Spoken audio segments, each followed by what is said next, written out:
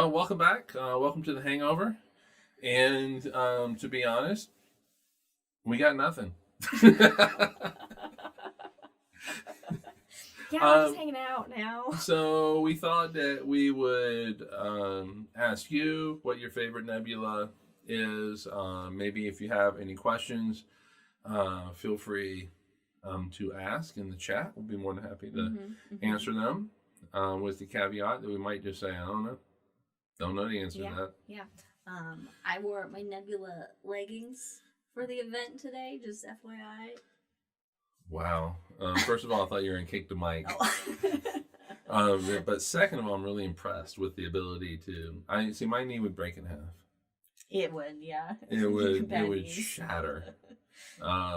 Definitely would break in half. All right, so, we've already talked about our favorite nebula. It's the Orion Nebula. The Orion Nebula. Yeah, and it really is... Orion's baby maker. From a dark location, and it doesn't have to be completely dark. We can go out and we can see what looks like a little fuzzy star. I feel like you're going to need some good eyesight, though. Well, maybe so, but we can see it from here in Ogden.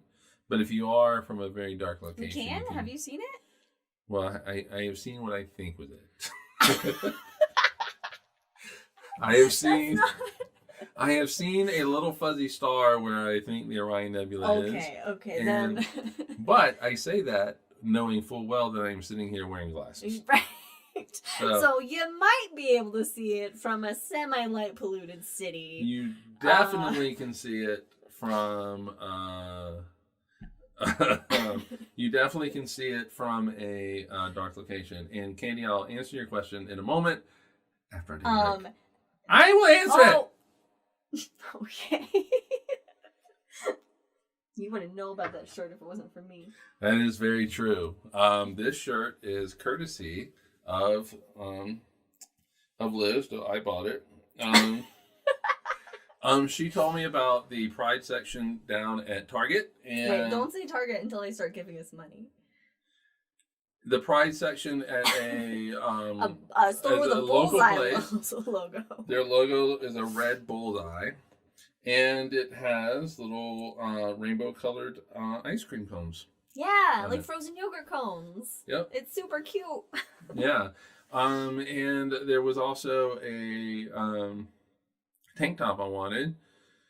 I didn't have it in my large girth size, so didn't get it. But I will keep looking. So, but Liz found it, and she let me know about it. But thank you for your question. Yes, thank you.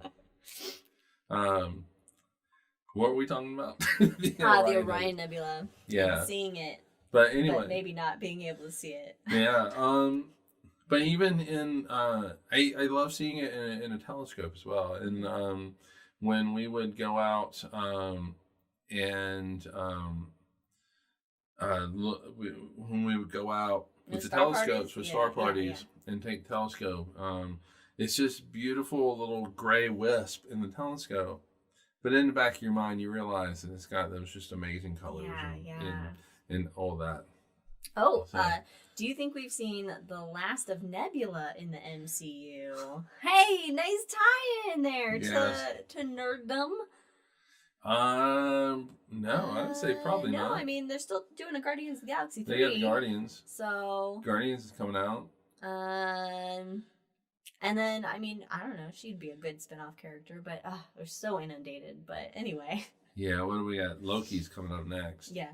And what are they gonna do with Thor? We got a new Thor movie coming out, but he left with the Guardians.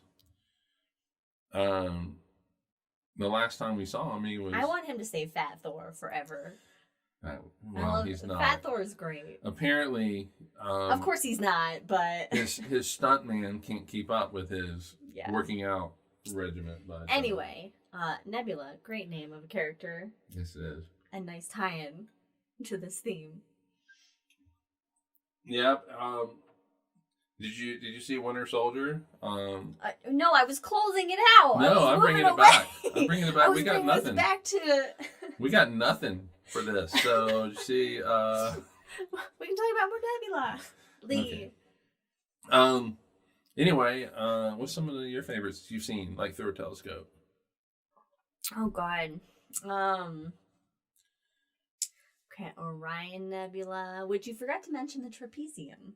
Oh, within the Orion Nebula. Within the Orion Nebula, it's like 4 bright stars that are kind of like the heart of the nebula. And you know what I read is that with a telescope, you can, for 2 of them, you can see that they're actually binary stars with a really good telescope. So it's actually at least 6. Oh shit! But, yeah, they're all brothers and sisters, all born from the cool. Orion Nebula.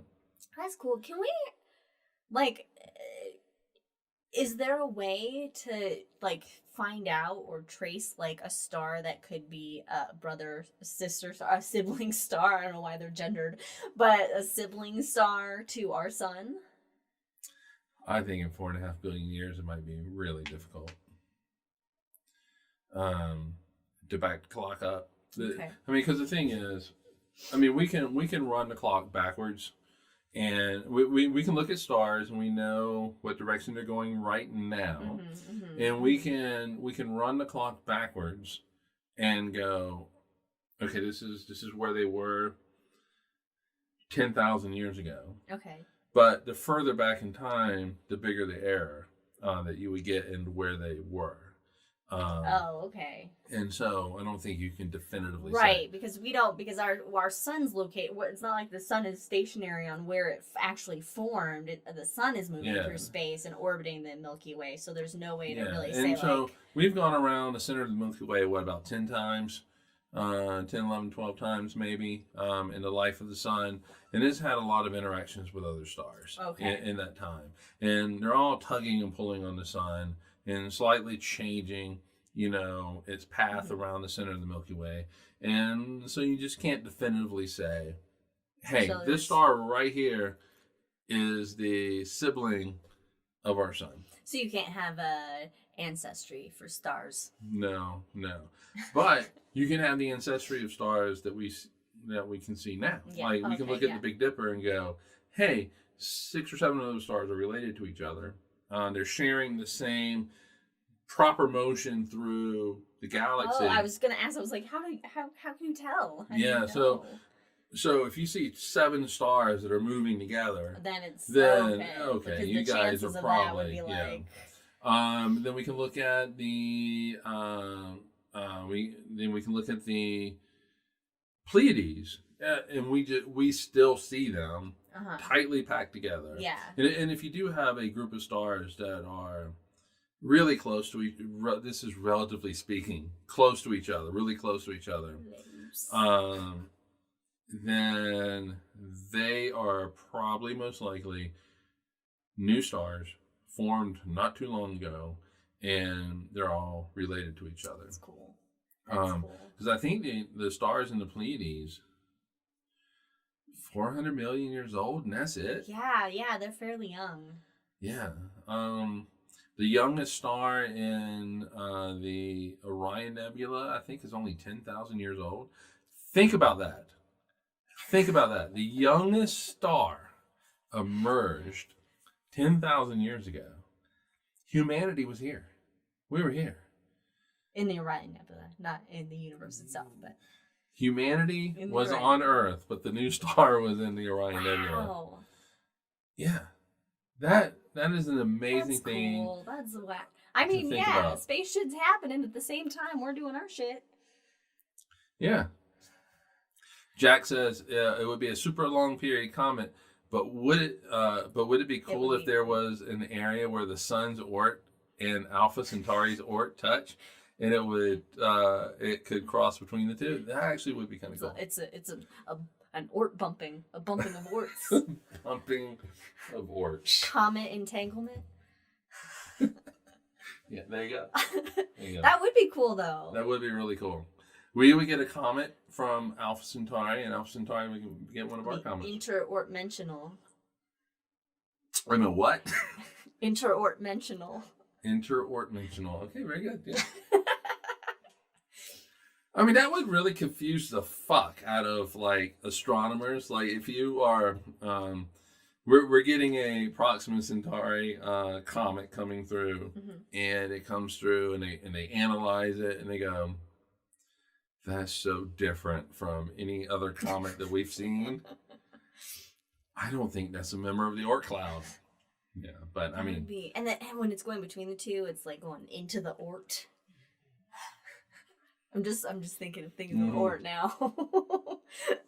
Yeah. Like, you've been orted. See what you did, Adam? No, it was Jack. Yeah, but Adam started it with the Oort cloud thing. Oh, that's true. So, that's true. Long time ago, Adam started it. You owe me a cake. Or something baked. I don't know, something good. There will be baking. And there'll be drinking as well. Anyway. Yeah, that's cool. All right, anyway. The Ring Nebula is always fun to look at through a telescope. Oh yeah, the Ring's a good one. The Ring and there's two I always get, maybe it's the Helix and the Ring that I always interstellar exchange program. I like it. Well, the ring is easy to see. So yeah. There's the Ring. What's the Helix in? There's two I always confuse because they look very similar. Bump and Orts. Yes. Bump and Orts should be a space promo. Space porn. Champagne supernova. I don't even know where to go with that. When we talked about supernova, that would have been a good time to bring up Champagne supernova. Oh, yeah. Champagne supernova? Champagne supernova in an oasis of death. Wow. Okay. Because it's a supernova. It's a dying star. So, and then oasis, champagne supernova. Yeah. No, you get? Oh, I got it the first time you said it. Okay. You don't have to make me relive it. I like to make sure everybody gets it. Wow, man. Bumping Orts. Spaceborne. Well, I mean, it's true. It's true. Oh, space porno. I read porno as promo. And I was like, yeah, it could be some good marketing. No, space porn. Yes, then yes. Copyrighted. All right. Man, As if bumping Orts was not cool enough. I mean, space is dirty. Let's be honest. Space is very dirty. I mean, first of all, what does it smell like again? Like burnt something? Like astronauts I don't remember. Said like it smells like. I don't remember. Anyway, I mean, it's dirty. Burnt You got all gases and dusts and particulates and radiation. Even though radiation, I guess, wouldn't necessarily be dirty because it's well, when it burns you. Yeah. Then it's just an asshole. It's a dirty asshole. So space is dirty, and then we have things like Orion's baby maker, galactic bulge. I mean, there's been a lot of porn in this episode. It's kind of just under the surface. That's just space. Porn. That's what I'm saying. It's just space. Stars are born every day. Your sister. Aren't they? They are born every day. They're born a lot. They're born very frequently. Yeah, I wonder what their I mean, I'm sure there's a rate. I'm sure but is that rate of star formation just for our galaxy then? And not necessarily throughout the whole universe? I would bet you that you could extrapolate out the Milky Way's rate of making them star babies to other spiral galaxies, large spiral galaxies. Yeah. The rate for elliptical galaxies. That's right. It'd be way low because there's not enough. Pretty much zero. Tonight at Bumpin' Orts, welcome to the stage, Orion's baby maker. Thanks, Jack. Oh my God, that is a great. Oh, I can see that. Yeah. Yeah. Yes, tonight at Bumpin' Orts, welcome to the stage, Orion's baby maker. Get ready to meet the tip of his sword. Hi,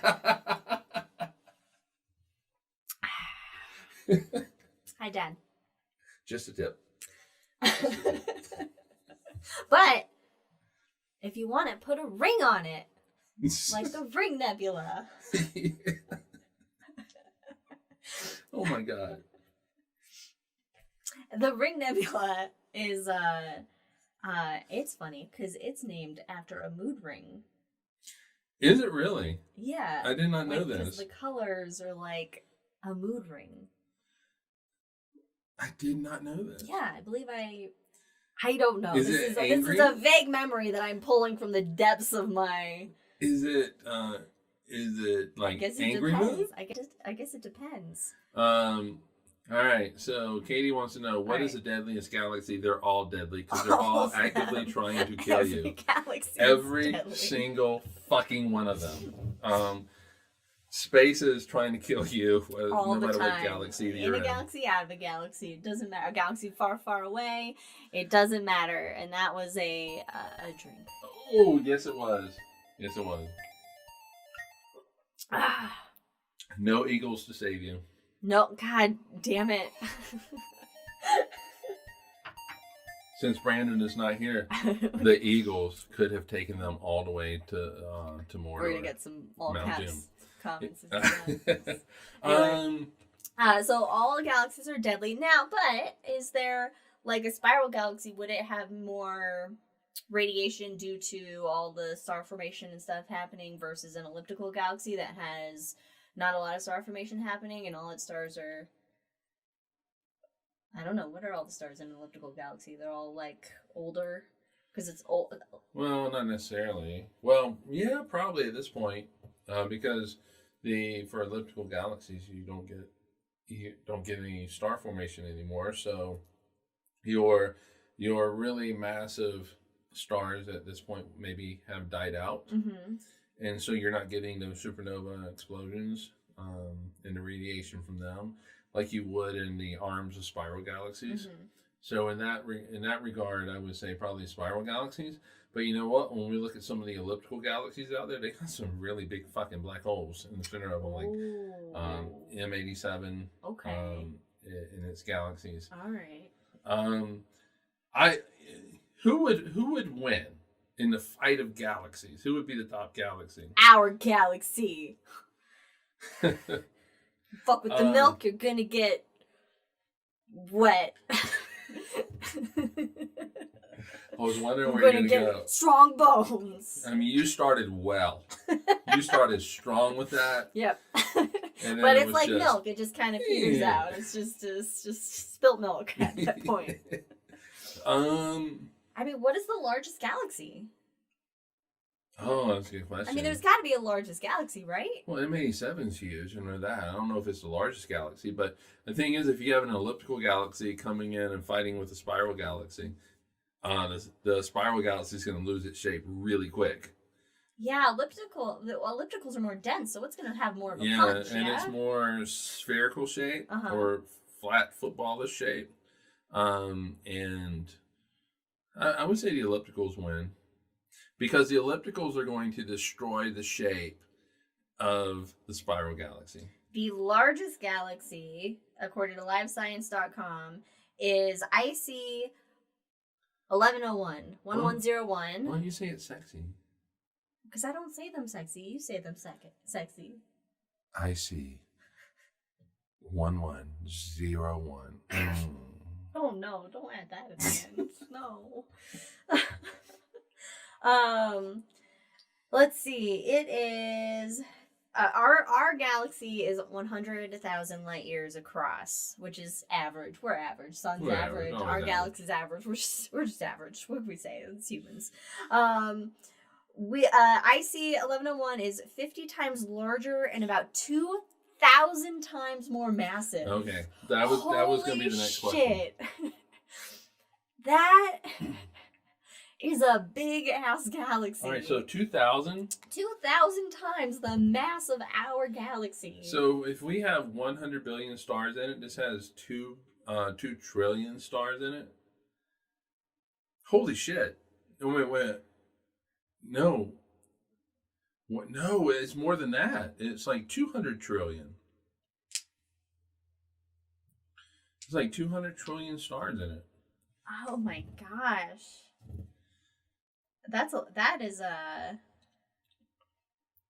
That is a There you massive go. There, I ass, found it, okay. massive ass galaxy. Okay, so it's so big. If it was placed where the Milky Way is now, its edge would reach past Andromeda.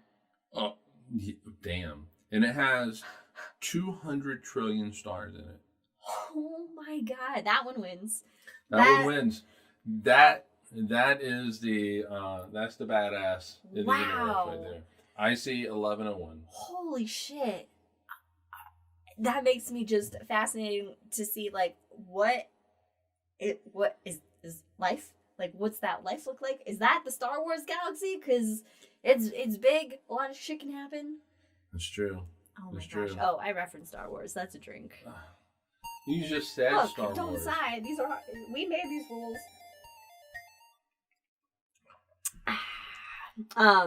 But by the way, before we get to another question, is it too big? How many Skittles are nice to you? Oh my god. 42.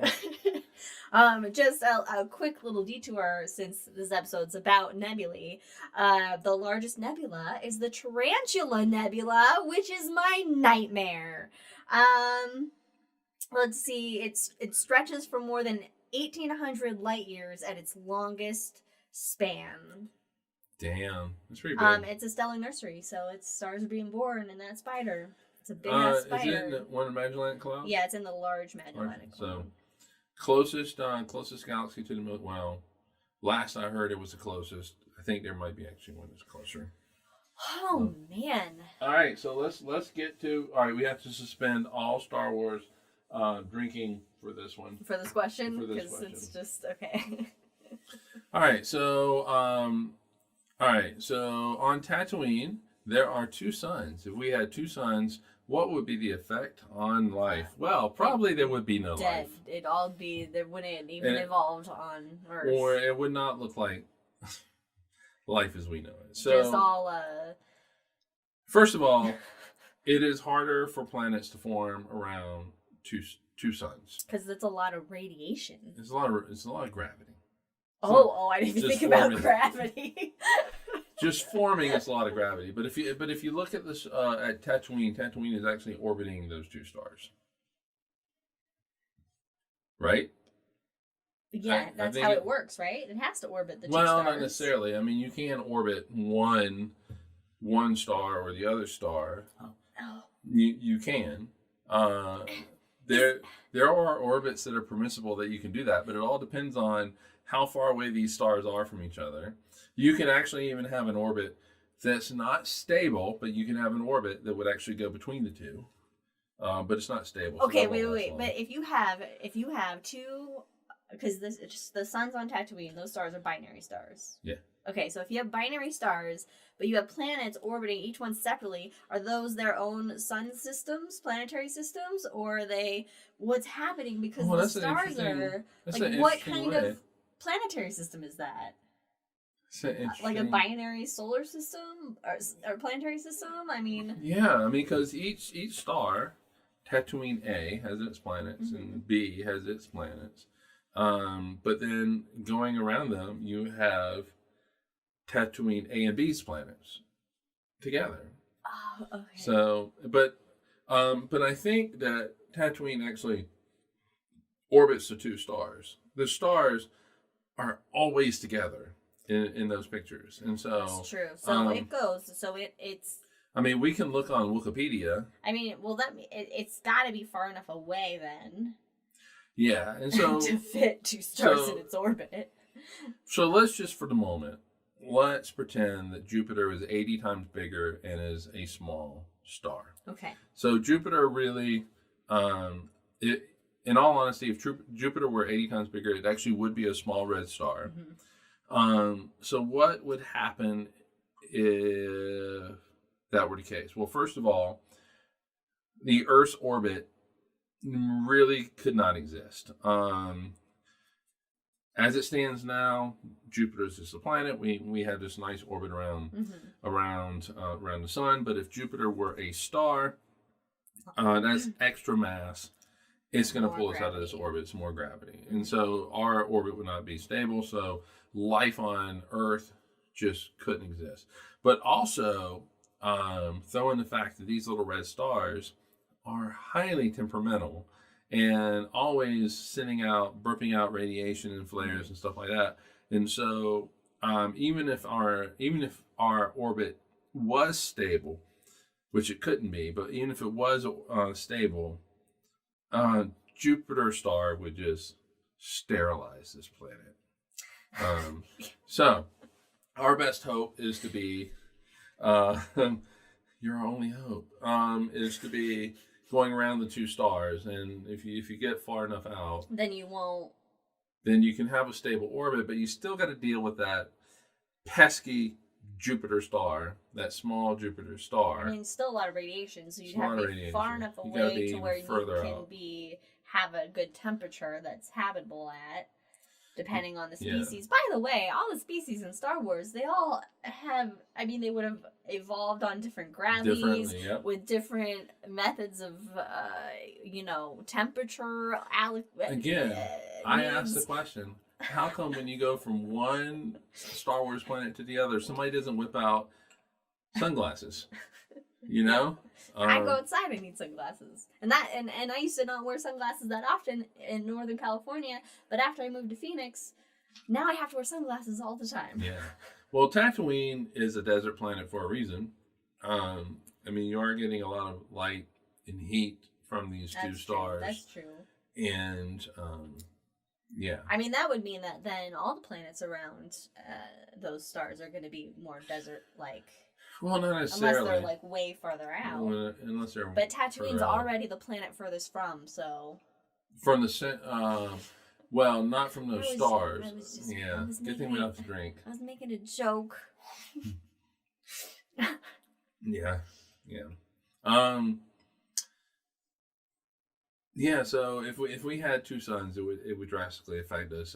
We would need for that second star to be pretty far out, and actually probably a little bit bigger than just a red. If we're, oh, you mean far? Okay, never mind. Yeah, so if it's kind of let's say an orange star. Yeah. But kind of much further out, then the Earth's orbit could be stable. Mm-hmm. Sure, we would have extra energy coming into us. But we would have probably evolved to compensate for that. Yeah. So that's a great question. It really is. We'd be fucked, basically. Yeah. In a nutshell. Fucked. Yeah, if we had a star at Jupiter's location. Mm-hmm. So it's a good thing that Jupiter, our sun turned on before it could collect any extra mass. Yeah, that's true, and kind of blew away all that extra debris and dusty gas that prevent Jupiter from becoming a star. But also, Jupiter being a really massive planet has actually protected us quite a bit from incoming asteroids and comets and stuff. Mm-hmm. Kind of deflected a lot of them out of the solar system. So Jupiter has gone a long way in protecting the inner solar system from a lot of demise, death, and destruction. And yes, you do make a good point. That you would need higher sunscreen SPF on Tatooine. Yeah, I'd say 1,000 minimum. Yeah, probably minimum. What is the highest SPF, and do you really need that? Well, I've seen up to 100. I don't know if I've seen higher than 100. Yeah, but doesn't that mean you can just stay out in the sun 100 times longer? Is that what it means? I don't know. I don't think so. I don't know. I don't think it works that way. You're talking to a person that rarely puts on sunscreen. Yeah, you need to put on sunscreen. Okay. Maybe next week. Okay. Yeah. I wonder if there's any planets that have life that are could there I suppose I should ask, could there be any planets that have life on them somewhere that are still possibly in that nebula or in a nebula?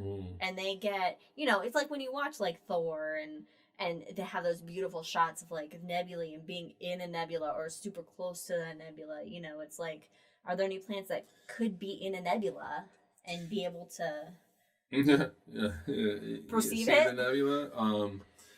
God, I would probably say not. But you know what they say that life evolved here on, started here on Earth relatively quickly, right? I mean, it was Within within like half a billion years, yeah, right? something 500 like that. million years. Yeah. Let's look at the Pleiades. Pleiades are 400 million years old. One of those stars could possibly have single-celled life on it in some kind of fashion. They aren't going to they're not going to perceive the nebula like we see their nebula. But having said that, that is us making the assumption that life resembles life in some way that here on Earth. Right. And so, is that a good assumption to make? No.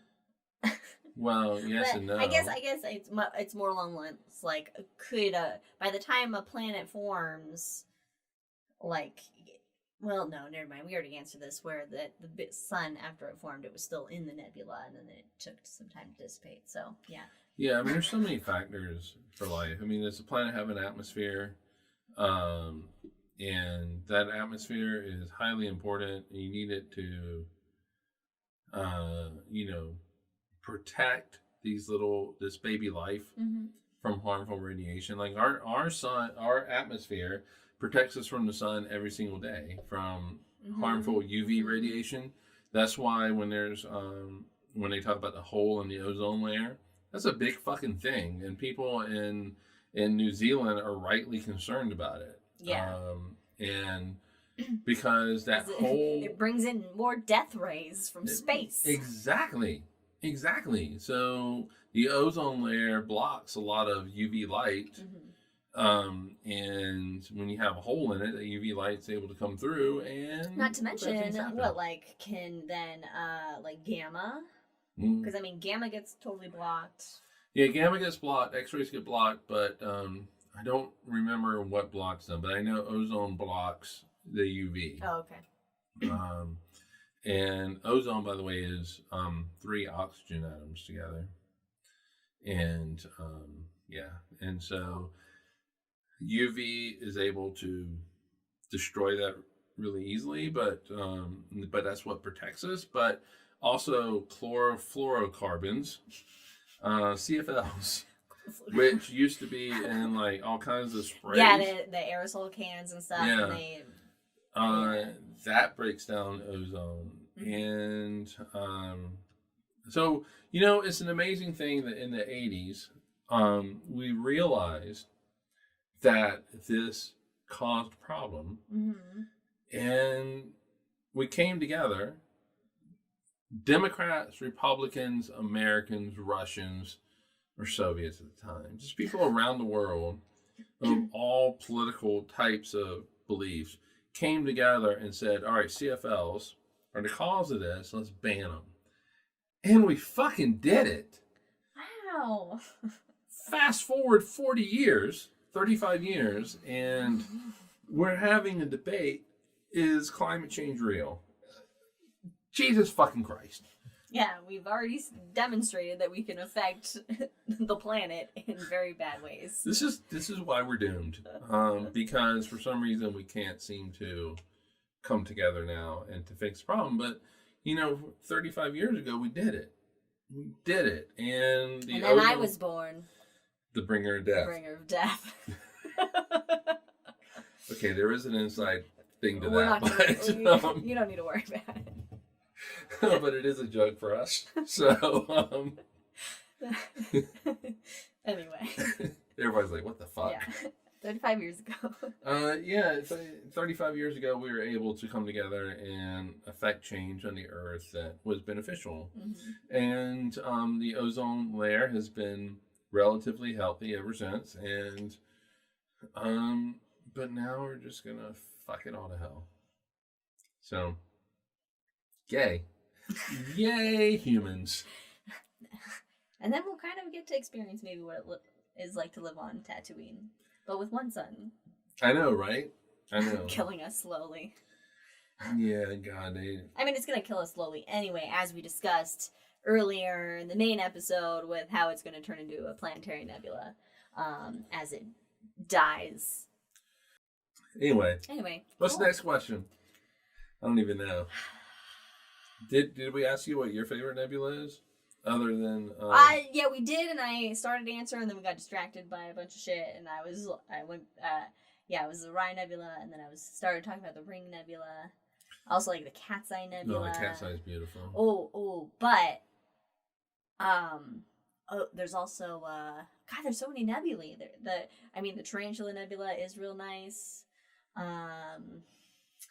There's the one that I have on my background screensaver, which I think is something Wayne Westland some number. It's like a weird, I don't even, it doesn't have like a name.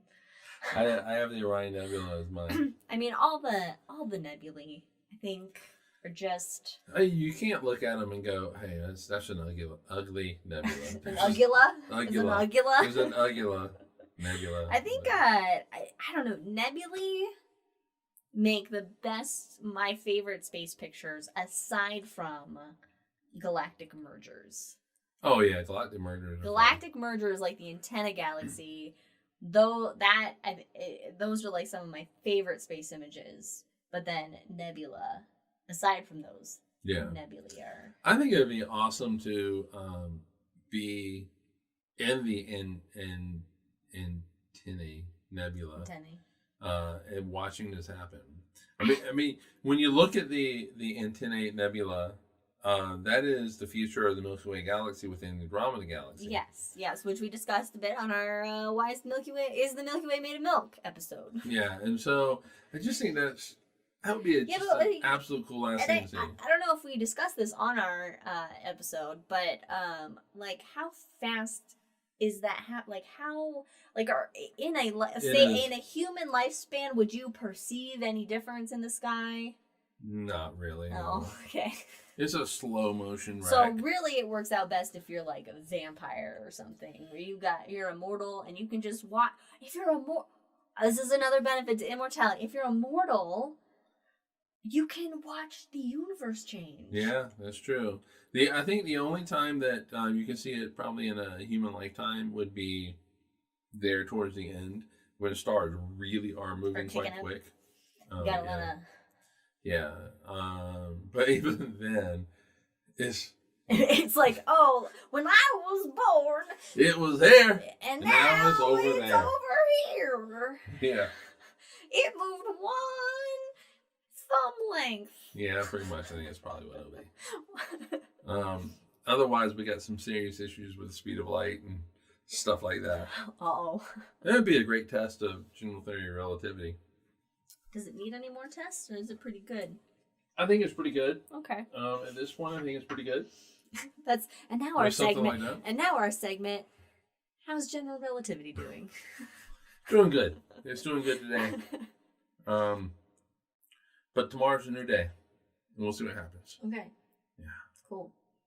All right. Anyway, well, I think this has been a fun. It's been a fun episode, and whippersnapper moments. All right, so I think we should call it a day. Yeah, I think that's good. Let everybody get back to their Mother's Day festivities. Yeah, and again, happy Mother's Day to we're podcast just your mothers. Sunday festivities. And we don't know what we're talking about next time in 2 weeks. But we'll figure it out and we'll let you know. It'll be space related. It'll be most like I don't know what gives me this feeling, but it will most likely be space related. Something to do with the cosmos. Something. And you know what? We're gonna have cosmos while we talk about the cosmos. We're gonna have cosmos? Well, we'll have like something. Real cosmos? Yeah, one day we've never one day we actually should make some cosmos to go with the cosmos. We should. Maybe that's in 2 weeks.